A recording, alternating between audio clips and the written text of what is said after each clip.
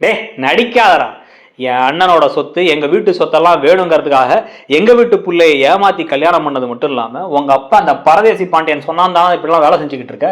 என்னடா பண்ணிகிட்டு இருக்க, என்ன பண்ணிகிட்டு இருக்க, எதுக்கா நீங்கள் ஹாஸ்பிட்டலுக்கு வந்திருக்க, அதுவும் எங்கள் அண்ணனோட வந்திருக்க அப்படின்னு அந்த பக்கம் சக்திவேல் கத்திக்கிட்டு இருக்கும் பொழுதே இந்த பாருங்கள் தேவையில்லாமல் எதுவும் பேசாதீங்க அப்படின்னு கதிர் சொல்லிக்கிட்டு இருக்கும்போதே டக்குன்னு இந்த பக்கம் குமரவேல் கதிரை பலார் நிறைய அரைஞ்சிட்டு இருக்கும்போது இந்த ஏய் டேய் அப்படின்னு ஒரு கோபமாக கத்தும் பொழுது இன்னொரு பக்கம் பார்த்தீங்க அப்படின்னா சக்திவேலும் அடிக்க ஆரம்பிக்கிறார். அடித்து எல்லா உண்மையும் எங்களுக்கு தெரிஞ்சிச்சுரா, எவ்வளோ கொஞ்சம் கொஞ்சமாக இது வரைக்கும் 12 லட்ச ரூபா எங்கள் அக்கௌண்ட்லேருந்து கடந்த 1.5 வாரத்தில் உன் கூட பழக ஆரம்பிச்சதுக்கு அப்புறமா காணாமல் போயிருக்கு அப்படின்னு கத்திக்கிட்டு இருக்கும்பொழுது தான் ஒரு பயங்கரமான திருப்பம் ஒன்று நடக்கும் போது அதுக்கு முன்னாடி இப்போ பார்த்தீங்கன்னா இந்த ப்ரெடிக்ஷனில் இப்போ சரவணா என்ன பண்ணுறாரு அப்படின்னா அதிரடியாக கதிர்கிட்ட டே கதிர் உங்ககிட்ட ஒரு முக்கியமான விஷயம் சொல்லணும், இன்னைக்கு சாயங்காலம் நான் ஒரு விஷயம் பண்ணலான் இருக்கேன் அப்படின்னா என்னென்ன அப்படின்னா, இல்லை நான் யோசிச்சு பார்த்தேன் இந்த தங்கமயில் விஷயத்தை எல்லாத்துலேயுமே அம்மா நேரம் அங்கே வீட்டுக்கு போயிருக்காங்க, என்னென்னவோ பண்ணிருக்காங்க, இதெல்லாம் எனக்கு பிடிக்கல, எனக்கு அவள் கூட சேர்ந்து வாழ முடியாது அப்படின்னா ஆனால் கொஞ்சம் டைம் கொடுங்கண்ணா, டைம் கொடுத்தாலும் என்ன பண்ணாலும் அவள் கூட இருக்கிற ஒவ்வொரு நிமிஷமும் அவளை பார்க்குற ஒவ்வொரு நிமிஷமே நம்ம குடும்பத்தை கொண்டு போய் ஜெயிலில் உட்கார வச்சது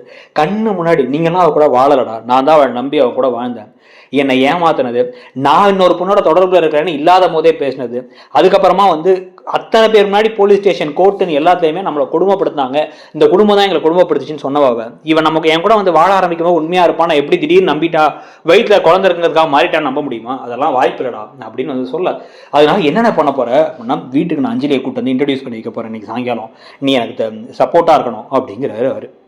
இதை கேட்டு கதிர் ஷாக் ஆகி இதை யார்கிட்ட சொல்கிறதுன்னு தெரியாமல் குழம்பி போய் நிற்க, அந்த சமயத்தை தான் இவருக்கு இப்போ இவர் கூப்பிட ஆரம்பிக்கிறாரு, முத்துவேல் கூப்பிட்றாரு. முத்துவேல் கூப்பிட்டு இந்த பாரு நான் ஒன்று சொல்கிறத கேளு, நான் இன்னைக்கு போகணும் ஹாஸ்பிட்டலுக்கு எனக்கு போகிற இது வேலை இருக்க அந்த ரேடியேஷனுக்காக, நீ வர வேணாம், நீ வந்த அப்படின்னா தேவையில்லாமல் யாராவது பார்த்தா பிரச்சனையாகும், நான் தனியாக பார்த்துக்கிறேன் அப்படின்ட்டு ஃபோனை வச்சிடுறாரு.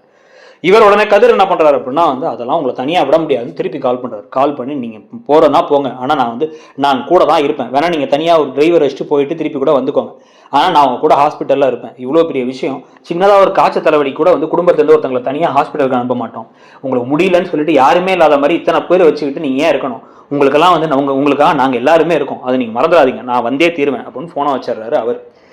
முத்துவேலுக்கு கண்ணெல்லாம் கலங்கிடுது, அப்படியே கண் கலங்களோட அவர் கிளம்பி வெளில போகும் பொழுதே எங்கே கிளம்பிட்டீங்க அப்படிங்கிறாரு சக்திவேல். ஒன்றுடா சக்தி, சின்ன விஷயம் தான், நான் சொல்கிறேன், சும்மா திருப்பி இதே கேட்டுட்டு இருக்காது, நீயா ஒன்று கிடக்க ஒன்று நீயா எதையாவது கற்பனை பண்ணிக்காத, என்ன நடக்குது என்ன நடக்க போகுது அப்படின்னு உனக்கு எதுவுமே நான் உனக்கு சொல்லி புரிய வைக்கிற தருணத்தில் நான் இல்லை, அந்த இடத்துல நான் இல்லை, நான் சொல்லும் போது சொல்கிறேன், நான் முதல்ல என்ன நம்ப முடிஞ்சா நம்பு அப்படின்ட்டு ஒரு கோவமாக கிளம்பி போயிடுறாரு. போன உடனே தான் டேய் அப்படின்னு குமாரை கூப்பிட்டு, குமார் உங்கள் பெரியப்பா கிளம்பி எங்கேயோ போயிட்டுருக்காரு, அவர் பின்னாடியே ஃபாலோ பண்ணி அவர் எங்கே போகிறான்னு பாடுறா அப்படின்னு சொன்னதுக்கப்புறமா தான் குமரவேல் இவரை ஃபாலோ பண்ணி போகிறார். அவர் போயிட்டு இருக்க கொஞ்ச நேரத்துலேயும் பார்த்தா டிராவல்ஸ்லேருந்து இப்போ ராஜி கிட்டக்க ஒரு சின்ன வேலை, நான் கிளம்புறேன் அப்படிங்கிறாரு கதிர். என்ன எதுவும் பிரச்சனையா, மாமாவுக்கு அதை 10 லட்ச ரூபா கொடுக்கணுங்கிறதுக்காக அலைஞ்சிக்கிட்டு இருக்கேன் என்கிட்ட சொல்லு அப்படின்னு ராஜி கேட்க, அதெல்லாம் ஒன்றும் இல்லை, எனக்கு ஒரு சின்ன வேலை அவ்வளோதான், ஒன்றும் இல்லை, நான் வந்துடுறேன் அப்படின்ட்டு வெளில போய் ஃபோன் பண்ணிக்கிட்டு இருக்காரு அவர். உடனே தான் இப்போ பழனிவேல் சொன்ன வார்த்தையெல்லாம் ராஜிக்கு ஞாபகத்தில் வர, ஏதோ தப்பாக இருக்கே அப்படின்ட்டு ராஜி என்ன பண்ணுறாங்க அப்படின்னா ராஜியும் பின்னாடியே கதிரை ஃபாலோ பண்ணி போகிறாங்க. அவங்க இவங்க டிரைவரை கூப்பிட்டு அவர் பின்னாடியே கொஞ்சம் போங்க, ஒரு 3 சவாரியில் 4-5 பேர் இருக்காங்களாம், ஒரே காரில் ஏற முடியாதுங்கிறாங்க அப்படின்னு ஒரு கதையை விட்டுட்டு இவங்களும் கூடவே கிளம்பி போகிறாங்க. கிளம்பி போயிட்டு இருக்கும் போதே குமரவேலு ஹாஸ்பிட்டல் வாசலில் பெரியப்பா அந்த கார் நிற்குது, அவர் ஹாஸ்பிட்டலுக்குள்ளே போகிறாரு அப்படின்னு சொல்லிட்டு கால் பண்ணி இவர்கிட்ட சக்திவேல்கிட்ட சொல்ல, சக்திவேலும் அதே சமயத்தில் வேகமாக கிளம்பி வராரு. கிளம்பி வந்துகிட்டு இருக்கும் பொழுதே இன்னொரு பக்கம் பார்த்தீங்க அப்படின்னா இந்த தங்கமயில் விவகாரத்தில் இப்போ அஞ்சலி கிட்டக்க சரவணா என்ன பண்ணுறாரு அப்படின்னா இந்த பாரு அஞ்சலி, நான் சொல்கிறத கேளு, என்ன நடந்தாலும் ஏது நடந்தாலும் நான் அவனை விட்டு போகிறதில்ல, நான் உன்னை தான் கல்யாணம் பண்ணிக்க போகிறேன், அவள் கூட குழந்தை பிறந்தாலும் அந்த குழந்தைய நம்ம வேணால் சேர்த்து வளர்க்கலாம், உனக்கு ஓகேவா அப்படின்னு கேட்க அவங்க எனக்கு அதெல்லாம் பிரச்சனை இல்லைங்கிறாங்க. அவர் கையில் அடித்து சத்தியம் பண்ணிக்கிட்டு இருக்காரு. இந்த விஷயத்தை அங்கே வேற மீனா பார்த்துடுறாங்க. மீனா பார்த்து அதிர்ச்சியாகி என்ன பண்ணுறதுனே புரியாமல் அவங்களும் குழம்பி போய் நிற்க, அந்த சமயத்தை தான் இப்போ ஹாஸ்பிட்டலுக்குள்ளார அவர் போயிட்டாருன்னு தெரிஞ்சு சக்திவேலும் கிளம்பி வரலான்னு கிளம்புறாரு. கிளம்பும் பொழுது இப்போ கதிரோட காரும் அதே ஹாஸ்பிட்டலில் நிற்குது. கதிர் நேராக இறங்கி உள்ளார போகிறத பார்த்துட்டு டக்குன்னு குமரவேல் திருப்பி கால் பண்ணுறாருப்பா, அந்த கதிரும் வந்திருக்கான்ப்பா, அவனும் உள்ளார போகிறான்ப்பா அப்படின்னா என்ன நடக்குதுன்னு ஒன்றுமே புரியலடா, ஏதோ ஒரு பெருசாக தப்பாக இருக்குது அப்படின்னு அவங்க பேசிகிட்டு இருக்காரு சக்திவேல்.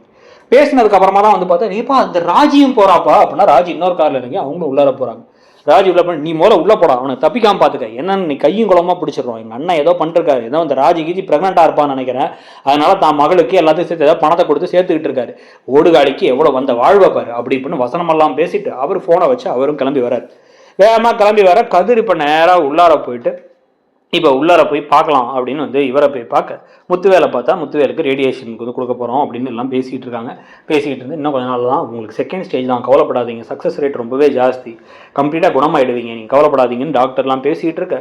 பேசி முடிச்சு இப்போ டக்குன்னு வந்து வெளியே வரும் பொழுது கரெக்டாக ராஜி வாசலில் நிற்கிறாங்க. எங்கே போன, என்ன விஷயம், எதுக்கு ஹாஸ்பிட்டலுக்கு வந்திருக்க அப்படிங்கும் போதே உள்ளேருந்து அடுத்து முத்துவேலை பார்த்துடுறாங்க. பார்த்துட்டு முத்துவேல் கிட்டக்க என்னப்பா என்னாச்சு, என்ன ஹாஸ்பிட்டல், என்ன விஷயம், என்ன பிரச்சனை அப்படின்னு பேசிட்டு இருக்கும் போது பயம் வந்துருச்சு. யாராவது சொல்லுங்க அப்படின்னு வந்து கேட்டுட்டு இருக்கும் போதே வந்து நீ எதுக்கு வந்த அப்படின்னா, இல்லை நான் பின்னாடி தான் வந்தேன், நீ என்னமோ ஒரு விஷயத்த குழப்பத்திலேயோ மாட்டிகிட்டு இருக்க மாதிரி இருக்கு, நீ ஆளே சரியில்லைன்னு வந்தேன், அப்பா என்னப்பா ஆச்சு அப்படின்னு கேட்டுட்டு இருக்கும் போதே வந்து கதிர் இப்படியே பார்த்துட்டு என்ன சொல்கிறாருன்னா, நான் போய் அந்த மெடிசன்ஸ் மட்டும் வாங்கிட்டு வந்துடுறேன், அப்புறம் போயிடலாம், நான் கூப்பிடல இவளே வந்துட்டா அப்படின்னு சொல்லிட்டு கிளம்பி போயிடுறாரு கதிர், அப்பாவையும் பொண்ணையும் தனியாக விட்டுட்டு. உடனே அவங்க இப்போ வந்து என்னப்பா ஆச்சுன்னு கேட்டுக்கிட்டு இருக்கும் போது தான் கதிர் வெளியே வந்து மெடிசின் வாங்கிட்டு இருக்கும் போது அவர் சட்டக்காலரை பிடிக்கிறாரு சக்திவேல். எங்கடா எங்கள் அண்ணன், என்னடா நடக்குதுங்க, எதுக்காக அவரைங்க கூப்பிட்டது, என்னடா விஷயம் அது அப்படின்னு வந்து எல்லாம் கத்திக்கிட்டு இருக்க. குமரவேல் இப்போ தான் ஆரம்பத்தை சொன்ன மாதிரி இப்போலான்னு அடிக்க வேற செய்கிறார்.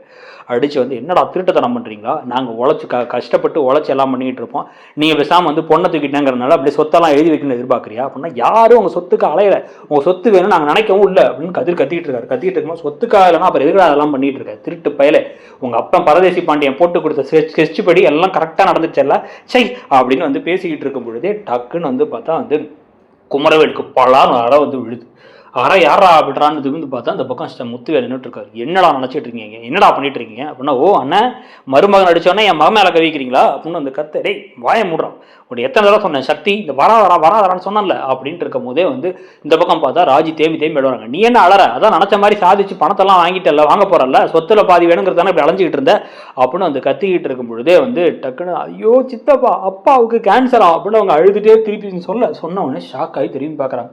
அந்த விஷயம் ஒருத்தருக்கு மட்டும் தெரிஞ்சு யாருக்கும் சொன்னா பயந்துருவோம், வருத்தப்படுவோன்ட்டு இவன் மட்டும் கூடவே இருந்து எல்லாத்தையும் பார்த்துட்டு இருக்கான். தனியா அனாதையா அப்பா இத்தனை நாள் வந்துட்டு இருந்திருக்காங்க, இவன் வந்த அப்புறம் தான் கூட வந்திருக்காங்க அப்படின்ட்டு வந்து தேம்பி அழ ஆரம்பிக்க. அப்படியே அதிர்ச்சியாகி திரும்பி பார்க்குறாரு சக்திவேல். கண்ணெல்லாம் கலங்கி போய் என்னென்ன அப்படின்னா அப்படி தலையை மட்டும் ஆட்டுறாரு.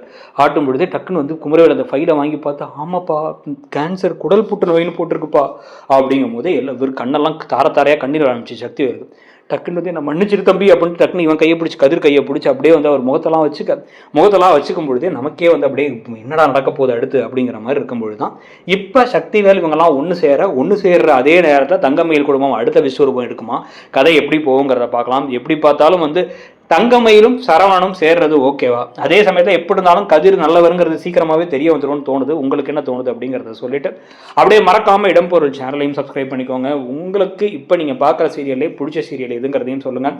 அழகிய அழகில் ஆரம்பித்து சிறகடி காசு வரைக்கும் பல ப்ரெடிஷன் வீடியோஸ் நம்ம சேனலில் வருது. அந்த சேனலில் இருக்க நம்ம வீடியோஸ்லாம் பார்க்குறதுக்கு சேனலை சப்ஸ்கிரைப் பண்ணி அந்த பெல் ஐக்கானை கிளிக் பண்ணிக்கோங்க. தேங்க்யூ.